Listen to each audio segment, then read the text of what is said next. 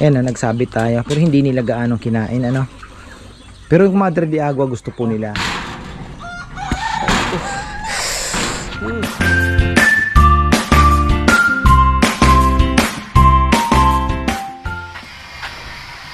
Ayan, magandang buhay. May kalapate na naman sa loft natin. Ay, kailangan natin maayos. Bagay yun, ay sisingit ni Junjun yung ano.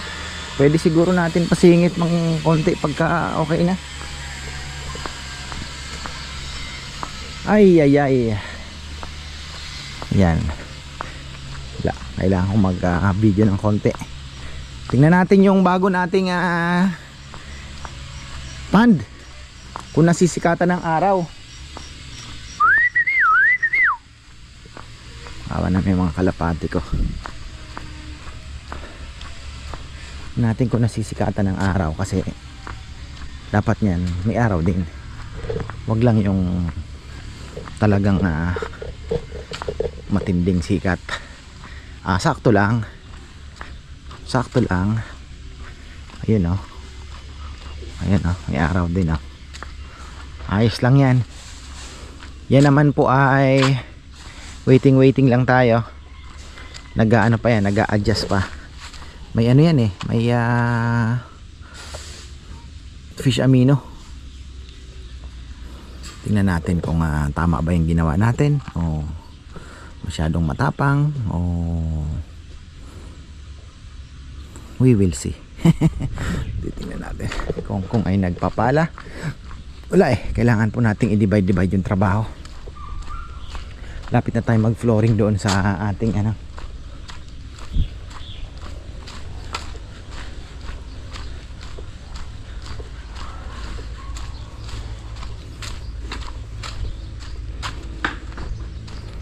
Ay, ayun no.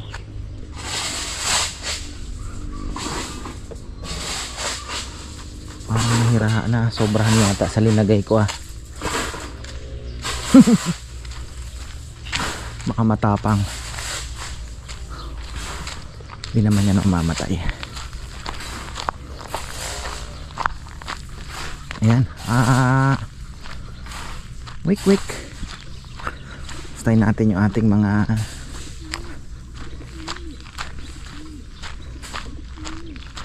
manok. Ayan. Yung mga maliliit pa tayo kaya nakaano pa yun eh. Integra 1000.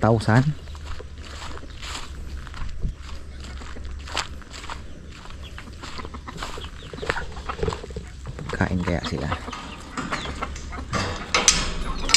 Sinilip ko lang. Ay, natanggal yung ano nila.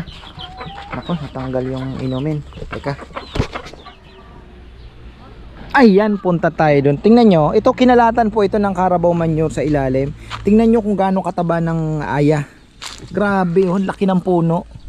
Oh, mga ano dito.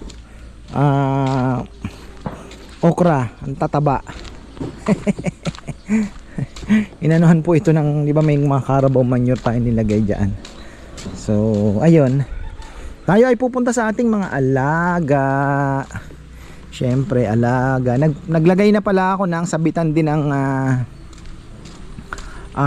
malunggay. Pero sabi ko kay Kongkong, tatanim kami ng maraming malunggay kasi magdadry na lang ako. Air dry and then ano natin, gagrind, miller, parang ganon. Tapos mas maganda ihalo na lang natin sa feeds. Although yung aking inaan din, suka, di ba, na bine-blender ko, may malunggay din po yun. Marami ding malunggay yun. So, tulong-tulong. Kasi ang alam niyo, ang malunggay, hindi kayang tapatan ng azola. Yung nutrients po na kayang ibigay ng malunggay. Yung malunggay po, kahit isang kutsara lang, ihalo mo sa feeds. Superfood na po yun para sa kanila. Tapos, yung tawag dito, yung azola, okay din naman, protein, everything na andon.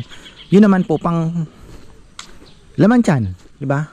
Marami pong ano, pero yung nutrients po iba talaga. Yung malunggay, mahirap talunin po ang malunggay. Sa totoo lang, superfood. Grabe po ang malunggay. Maganda ang malunggay. mukhang ayan, ayusin natin tong natin. Papakuha ako ng ng Carabao manure. Dapat nga sana ngayon, kaya lang ay lalagay tayo ng tubig. Busy yung mga people. Bukas may lechon din pala, tapos Friday mayroon din. Pabiyahe sana ako kay ng isang biyahe kay tawag dito, kay pabiyahe sana ako kay Rambo tsaka Kongkong.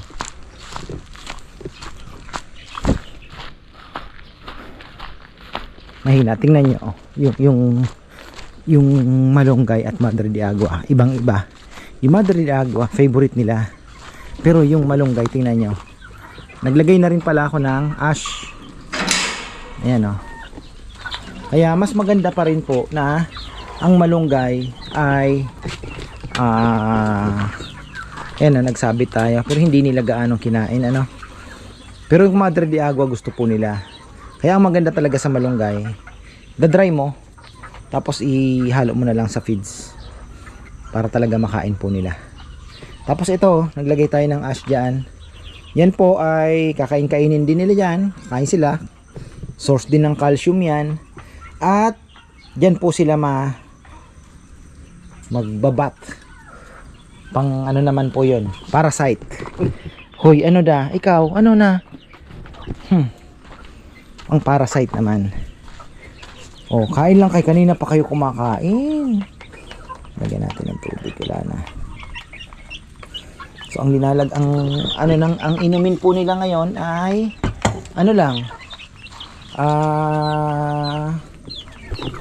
may ito ating ginagawa. Actually to yan oregano. Nasa na yung takip? Bira. Oregano, malunggay, oregano, luyang dilaw, luya, may thyme, paminta. Ano pa ba kulang?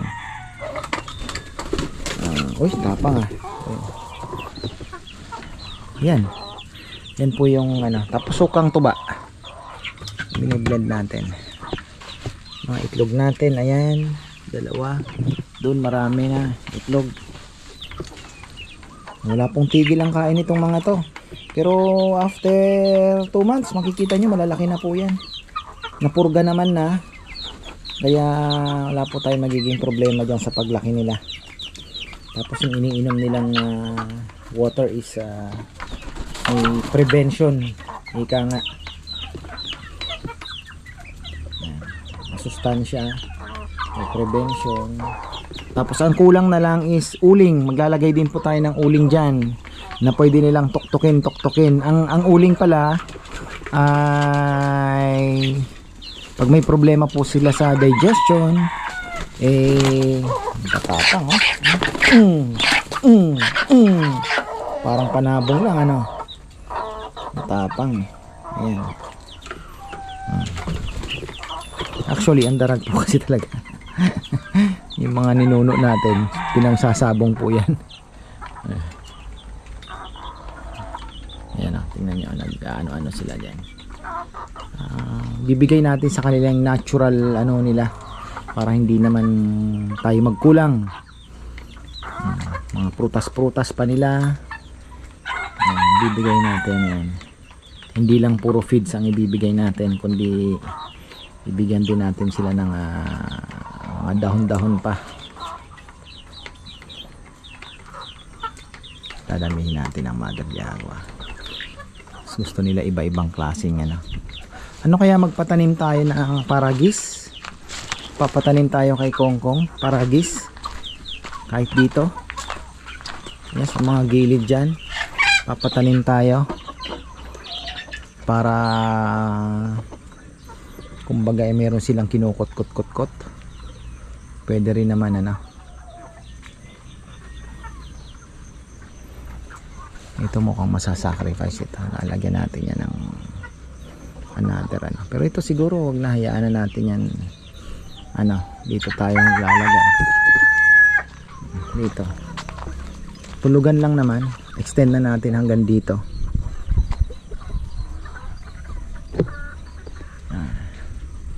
Para sa ating mga breeders ba.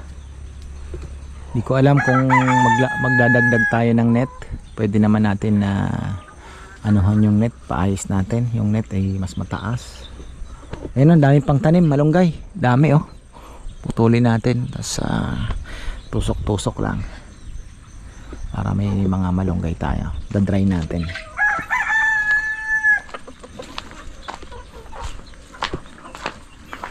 Ngayon tayo ng tubig. Alam niyo, napaka-relaxing talaga mag-alaga ng chicken. Kalat natin dito ah. Uy, ikaw. ikaw lang talaga ang best friend ko na. Medyo pupungay-pungay ang mata. Hindi na ako kuha. Ano kaya magandang gamot dito? May sakit ka ba? Ha?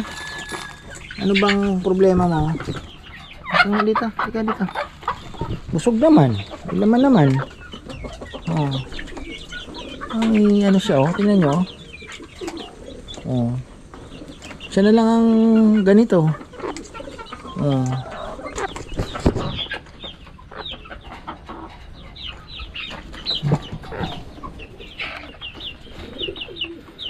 Ayun na. Ang lakas na nila sa tubig. Dahil nga dito sa another 22 pieces, wala pa naman pong namamatay. Tinutuka-tuka naman nila yung ano. Ayan o. Dapat po pala, ayan, may access sila sa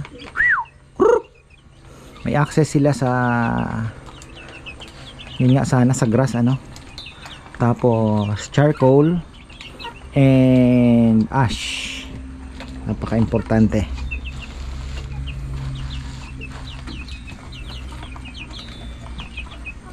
Ito para bukas, lagyan na rin natin. Saan ba yung ating para bukas ay hindi na tayo magmamadali na ano, may pagkain pa po sila. Lagyan na rin natin to.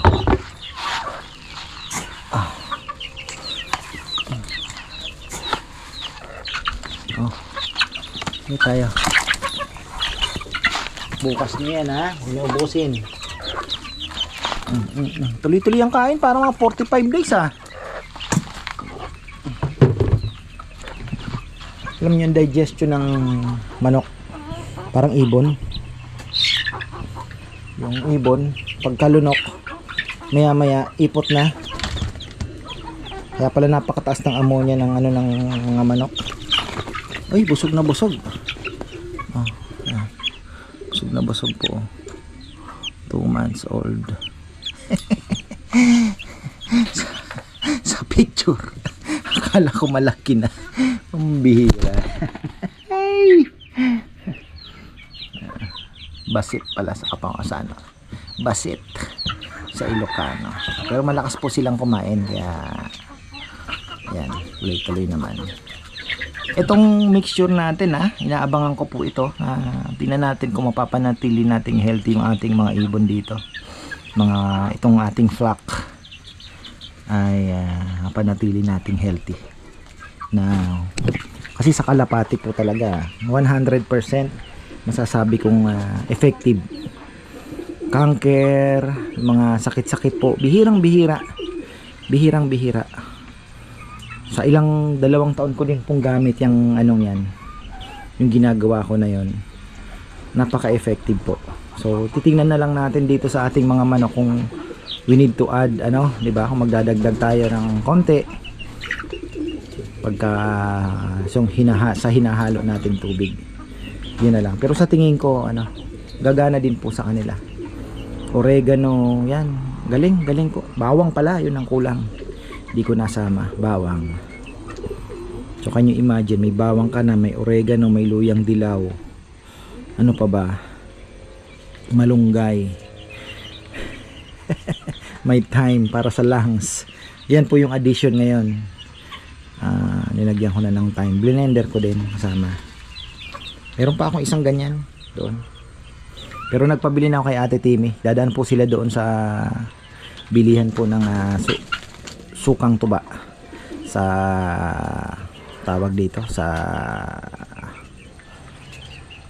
Kasiguran, sa Aurora.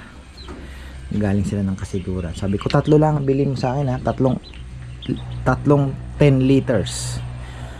Okay na ako dyan, para naman na meron akong pang ano ako sa aking mga alaga. Kinakain naman nila yung malunggay. Oh. Pero mas maganda po i-dry natin tapos i-blend. Tapos ihahalo natin sa feeds. 'Di ba? Ay, talaga naman. Sasabihin mo super pack. Super food. O ayan, okay na. Ito naman tayo sa ating mga bibi. Wala namang nasa labas naman ako. Dami tayong itatanim na malunggay no. Malunggay. Grabe ang damo, taas na. Tapos kaya ito gagawin natin. Busy pa naman ang mga boys. Ayoko din naman po kasing ayoko din namang mabakante sila dahil at least yung furniture natin habang mainit pa at marami pa po ang nag-order, tapusin na muna namin yung aming mga nakabinbin na order.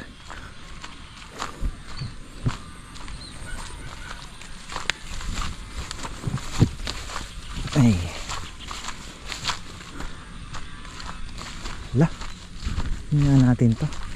Yung mga papaya natin talagang naiya nga ako kay Kuya Gilbert, sana bibigyan ko. Ate Mer, papadalan ko, kaya lang binubutas talaga bulok, nabubulok po, hindi siya nahihinog, nabubulok, daming insekto.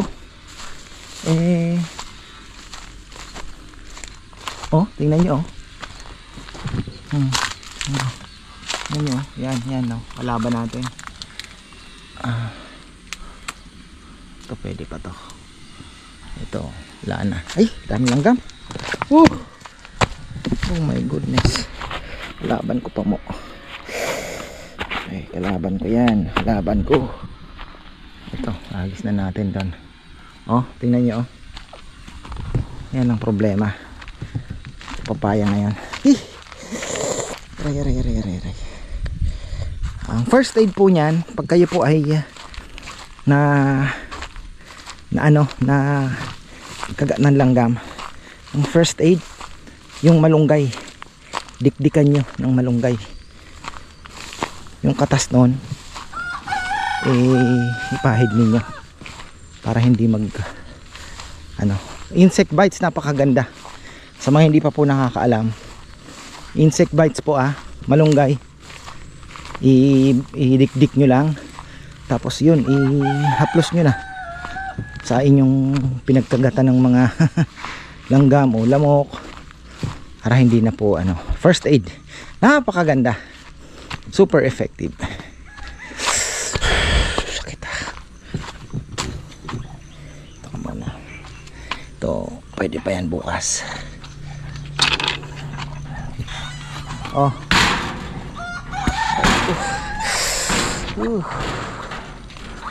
Nadali ako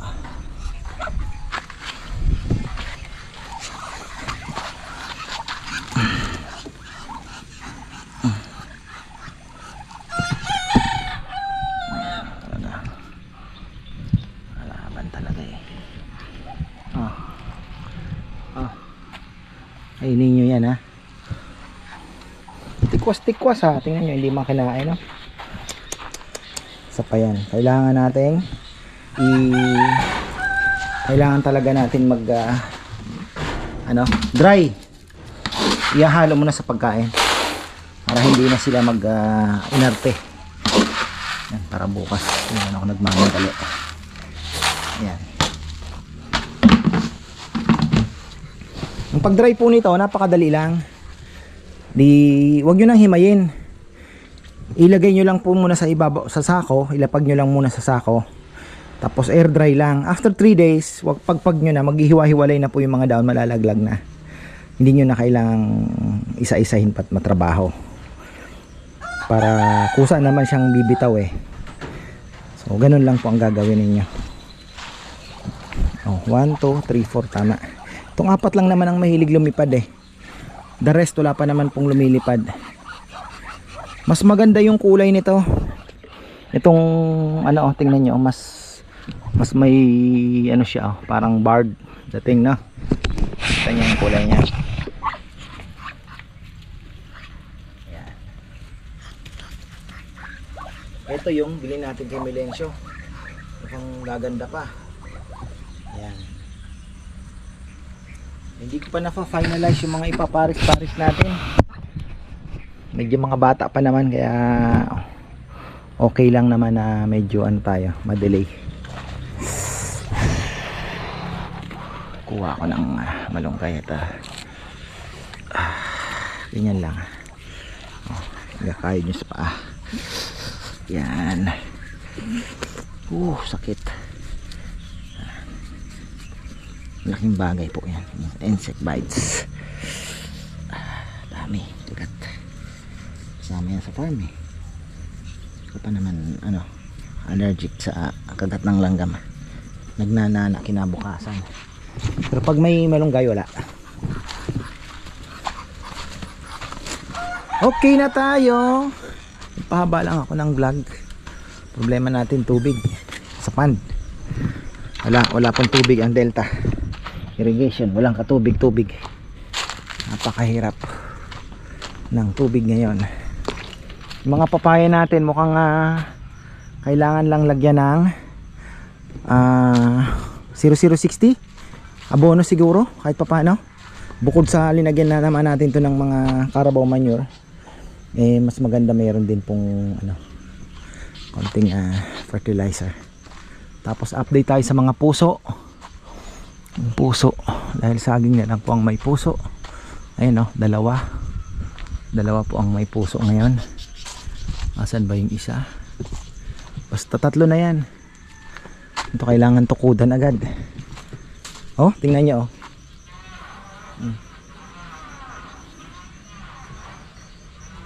Dami, no? Pag may dilaw na konti, tinitira na nila. Season nila ngayon eh. Nung summer wala eh, nung umulan naglabasan. Pero pwede naman tayong maglason. Ay pandikit pala. Pandikit. Kulang pa tayo ng saging dito. Saging. 2, 3 saging pa. Sayang din, di ba? Latundan.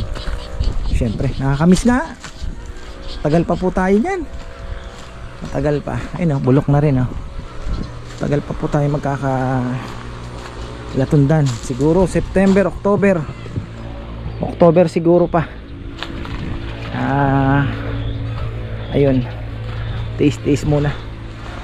So ayan, hanggang dito na lang po. Maraming salamat at magandang buhay. Baba na ng tubig oh. Kita nyo yung itim na yon, yung guhit na yon, 1 meter na ang binaba.